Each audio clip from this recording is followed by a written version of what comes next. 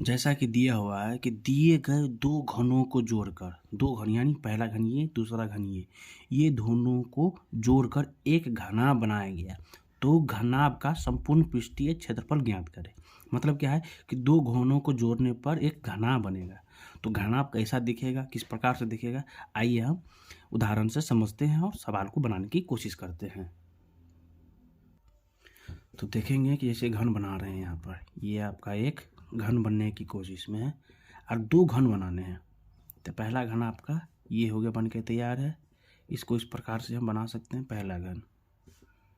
और दूसरा घन आपका, दूसरा घन ये है। सवाल में क्या कह रहा है कि दो घनों को जोड़कर एक घनाभ बनाना है। मतलब क्या है, दो घनों को जोड़ना है। मतलब पहला घन ये हो गया, दूसरा घन ये होगा, दोनों को क्या करना है, जोड़कर एक घना बनाना है। मतलब क्या है कि ये लंबा जुड़ेगा, ये चौड़ाई जो है, ये चौड़ाई समान ही रहेगा। हाँ, दूसरी बात, ये ऊंचाई जो है, ऊंचाई भी आपका समान रहेगा। जब घना बन के रेडी होगा तो आपका घना ऐसा दिखेगा। ये आपका हो गया घनाभ।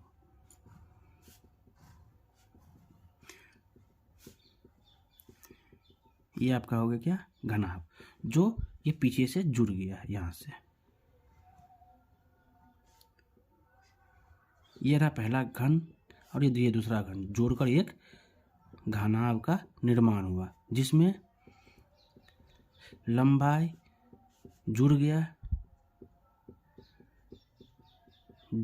जोड़ा गया यहाँ पर, और चौड़ाई कोई चेंज नहीं हुआ, और ऊंचाई में भी कोई फर्क नहीं पड़ा। तो क्या हो गया आपका, कोई फर्क नहीं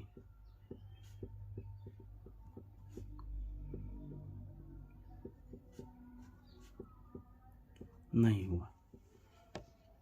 तो आपका सवाल क्या है कि इसकी घन की लंबाई 8 सेंटीमीटर, चौड़ाई 8 सेंटीमीटर और ऊंचाई 8 सेंटीमीटर। जब दो घनों को जोड़ दिए तो ये लंबाई इसकी क्या हो गई, 8 16 सेंटीमीटर, चौड़ाई तो 8 ही सेंटीमीटर रहा और ऊंचाई भी आपका 8 सेंटीमीटर रहा। तो आपका होता है घनाभ का संपूर्ण पृष्ठीय क्षेत्रफल बराबर 2 गुने लंबाई गुने चौड़ाई प्लस चौड़ाई गुने ऊंचाई प्लस ऊंचाई गुने लंबाई। जैसा कि आपका लंबाई क्या हो गया, 2 गुना, ये इसकी लंबाई कितनी थी, लंबाई आपकी थी 2 गुनी, यानी 8 8 16 हो गए। चौड़ाई कितनी हो गई आपकी, 8 सेंटीमीटर। और बात करें तो इसकी ऊंचाई की, तो ऊंचाई आपकी कितनी है, 8 सेंटीमीटर। इस प्रकार से हम निकाल सकते हैं 2 गुने लंबाई कितनी है, 16 गुने 8 प्लस चौड़ाई 8 गुने ऊंचाई 8 प्लस ऊंचाई 8 गुने लंबाई, क्या हो जाएगा, 16 16 8 जा 16 8 जा 128 प्लस 8 8 का 64 प्लस 16 8 का 128। अब इसको जोड़ने पर 256 460 320, ये आपका निकल जाता है 320। ये तो इस प्रकार से दोनों को गुणा करने पर 640 निकल जाएगा आपका आंसर। क्या हो जाएगा आपका 640 सेंटीमीटर स्क्वायर। तो ये आपका इस प्रकार से सवाल पहला बन के रेडी हो गया। इस प्रकार से हम घन का संपूर्ण पृष्ठीय क्षेत्रफल, जो दो घनों को जोड़कर घनाभ का निर्माण हुआ, इस प्रकार से इसका क्षेत्रफल निकला। जैसा कि आपका यहाँ पर दूसरा सवाल है, एक घन की भुजा 12 सेंटीमीटर है, तो घन का संपूर्ण क्षेत्रफल ज्ञात करें। मतलब एक घन की भुजा दिया है तो लंबाई चौड़ाई और ऊंचाई तीनों समान होंगी, तो घन का संपूर्ण पृष्ठीय क्षेत्रफल कैसे निकालें। तो आइए हम जानते हैं घन का संपूर्ण पृष्ठीय क्षेत्रफल कैसे निकाले। तो जैसा कि घन की भुजा बराबर 12 सेंटीमीटर होता है या लिखा हुआ है, तो यहाँ पर लंबाई बराबर चौड़ाई हो जाएगा, चौड़ाई बराबर ऊंचाई, यानी तीनों समान है, लंबाई भी चौड़ाई भी और ऊंचाई भी तीनों समान रूप हैं। तो घन का आपका संपूर्ण पृष्ठीय क्षेत्रफल बराबर, घन का संपूर्ण पृष्ठीय क्षेत्रफल क्या होगा आपका, तो संपूर्ण पृष्ठीय क्षेत्रफल बराबर हो जाएगा आपका 6 गुने भुजा का स्क्वायर। मतलब क्या है, 6 भुजा आपका क्या है 12 उसका स्क्वायर, तो आपका हो गया 6 गुने 12 का स्क्वायर यानी 144। और यदि इसको गुना करते हैं तो 4 6 के 24 के 4 हासिल 2, 6 चौक 24 2, 26 के 6 हासिल 2, 6 का 6 2 8 यानी 864 सेंटीमीटर स्क्वायर आपका संपूर्ण पृष्ठीय क्षेत्रफल निकल जाएगा किसका, घन का। इस प्रकार से हम संपूर्ण पृष्ठीय क्षेत्रफल ज्ञात कर सकते हैं। तो तीसरा सवाल क्या है, एक घनाभाकार पिंड की लंबाई 15 सेंटीमीटर, चौड़ाई 14 सेंटीमीटर और ऊंचाई 13 सेंटीमीटर है, तो पिंड की पृष्ठीय क्षेत्रफल ज्ञात करें। तो घनाभ का क्या दिया हुआ है, लंबाई दिया हुआ है, चौड़ाई दिया हुआ है और ऊंचाई दिया हुआ है। तो आइए हम जानते हैं किस प्रकार से इसका पिंड का पृष्ठीय क्षेत्रफल ज्ञात होगा। तो आपका ये है घनाभाकार पिंड जिसकी लंबाई 15 सेंटीमीटर, चौड़ाई 14 सेंटीमीटर और ऊंचाई 13 सेंटीमीटर है। तो इसका पिंड का पृष्ठीय क्षेत्रफल, तो पृष्ठीय क्षेत्रफल बराबर हो जाएगा आपका 2 गुने लंबाई गुने चौड़ाई प्लस चौड़ाई गुने ऊंचाई प्लस ऊंचाई गुने लंबाई। तो आइए हम जानेंगे 2 गुने लंबाई कितनी है आपकी 15 गुने चौड़ाई 14 प्लस चौड़ाई कितनी है 14 गुने ऊंचाई कितनी है 13 प्लस ऊंचाई कितनी है आपकी हो गई 13, लंबाई कितनी है 15। तो यदि हम 15 और 14 का गुणा करेंगे तो आपका हो जाएगा 210 प्लस 14 और 13 का गुणा करेंगे तो आपका होगा 182 प्लस इसको गुणा करेंगे तो आपका हो जाएगा 195 यानी 195। तीनों को जोड़ने के बाद आपका निकलेगा 587 यानी 587 और इन दोनों को गुणा करने पर आपका आएगा 1174 सेंटीमीटर स्क्वायर। ये आपका पृष्ठीय क्षेत्रफल हो गया। ये घनाभ का आपका पृष्ठीय क्षेत्रफल या पिंड का पृष्ठीय क्षेत्रफल इस प्रकार से हम निकाल सकते हैं। तो ये आपका तीसरा सवाल भी बनकर रेडी है। तो आइए हम चलते हैं चौथे सवाल पर। तो चौथा सवाल क्या है, ऐसे घनाभाकार पिंड की भुजा ज्ञात कीजिए जिसकी पृष्ठीय क्षेत्रफल 2400 वर्ग मीटर है। तो यहाँ पर आप ध्यान देंगे घनाभाकार है पिंड की भुजा, तो घनाभाकार में भुजा होता नहीं है। यदि घनाभाकार दिया है तो भुजा होगा, यहाँ लंबाई चौड़ाई ऊंचाई होगा।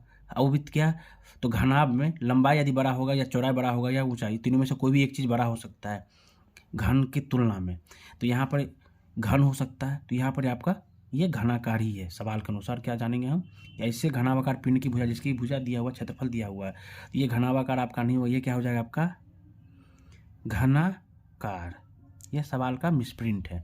तो आप लोग ध्यान दीजिए, ये क्या है, एक ऐसे घन का पिंड के भुजा ज्ञात कीजिए जिसकी पृष्ठीय क्षेत्रफल 2400 वर्ग मीटर है। तो आइए हम जानते हैं कैसे बनेगा ये सवाल। ये है आपका घनाकार जिसका पृष्ठीय क्षेत्रफल कितना दिया है 2400 वर्ग सेमी यानी सेंटीमीटर स्क्वायर।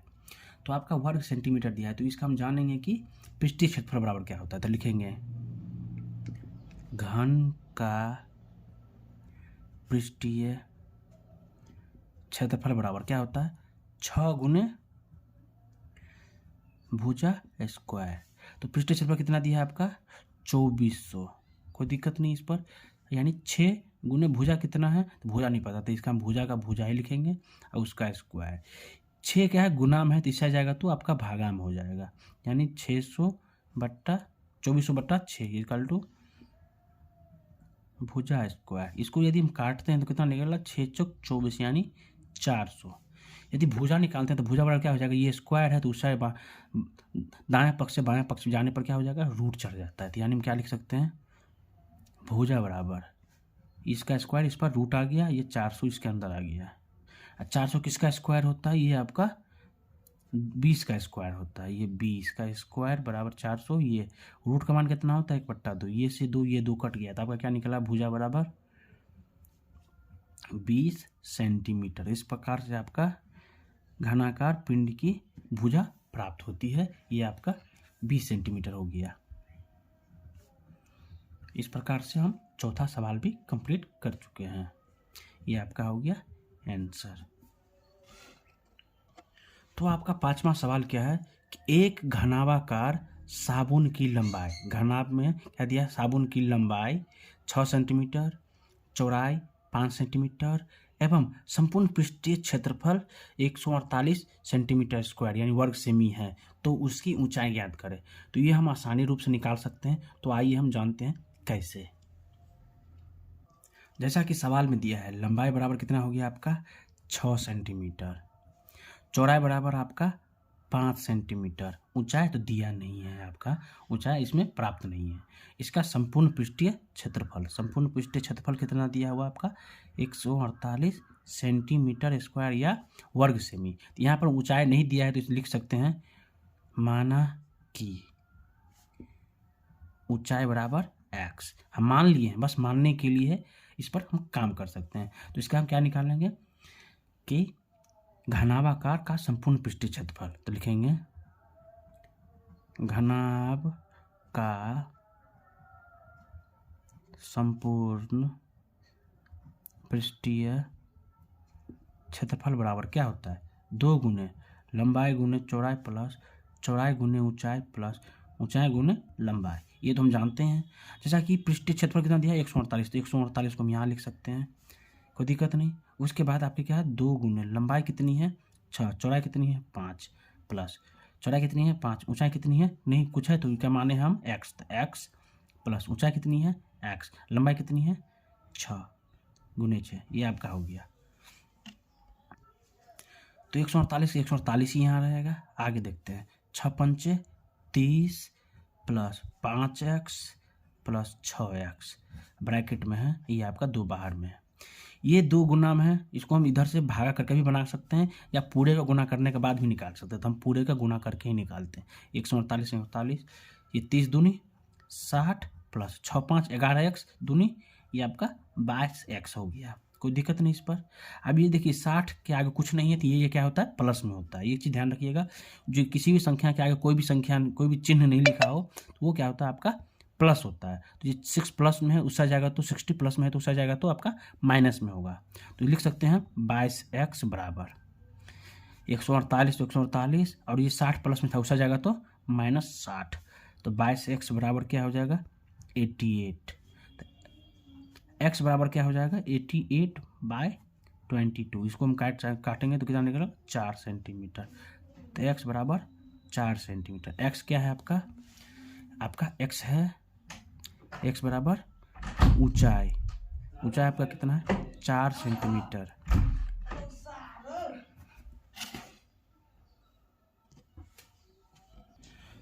तो इस प्रकार से आपका 13.3 का 1 से लेकर 5 तक क्वेश्चन कंप्लीट हो गया है। तो वीडियो अच्छा लगा हो तो लाइक कीजिएगा, कमेंट कीजिएगा और सब्सक्राइब भी कीजिएगा इस चैनल को, और वीडियो को ज़्यादा से ज़्यादा शेयर कीजिएगा जिससे आपके जैसे और भी विद्यार्थियों को सहायता मिले, जिससे वो भी पढ़ सके। तो आज के लिए इतना ही, बने रहिए इसी चैनल पर। धन्यवाद।